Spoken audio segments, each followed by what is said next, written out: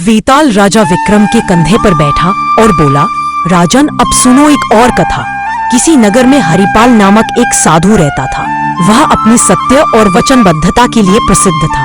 नगर के लोग कहते थे कि हरिपाल ने आज तक कभी झूठ नहीं बोला और न ही अपने वचन से पीछे हटा। एक दिन नगर का राजा उसके पास आया और बोला, हे साधु, मुझे आप पर विश्वास है।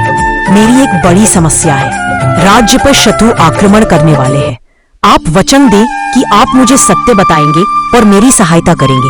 साधु ने तुरंत कहा, महाराज, मैं सत्य का पालन करूंगा और आपका साथ दूंगा।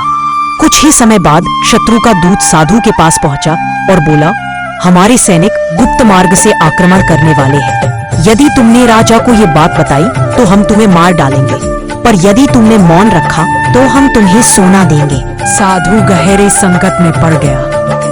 एक ओर उसका वचन था राजा को सत्य बताने का, दूसरी ओर उसका प्राण और प्रलोभन, दूत की चेतावनी। अंत में साधु ने अपने वचन का पालन किया और राजा को गुप्त मार्ग का रहस्य बता दिया। राजा ने राज्य की रक्षा कर ली, लेकिन शत्रुओं ने साधु की हत्या कर दी। नगर में लोगों के बीच चर्चा होने लगी, क्या साधु ने सही किया? क्या वचन की रक्षा प्राणों से बड़ी है या उसे जीवन बचाने के लिए मौन रहना चाहिए था?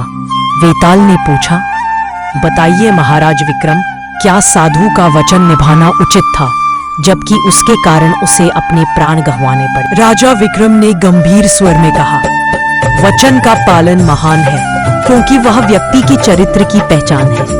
परंतु बुद्धिमानी यह है कि सत्य और जीवन दोनों का संतुलन रखा जाए। यदि साधु थोड़ी चतुराई से सत्य बताता और साथ ही अपने प्राणों की रक्षा करता तो वही सर्वोत्तम होता। सिर्फ वचन निभाकर प्राण गंवाना आदर्श तो है, परंतु व्यावहारिक धर्म नहीं। वेताल ठहाका मारकर हंस पड़ा। हा विक्रम, तुम फिर बोल उठे। अब मैं फिर से अपने पेड़ पर जा रहा हूँ। और वह उड़कर गायब हो गया।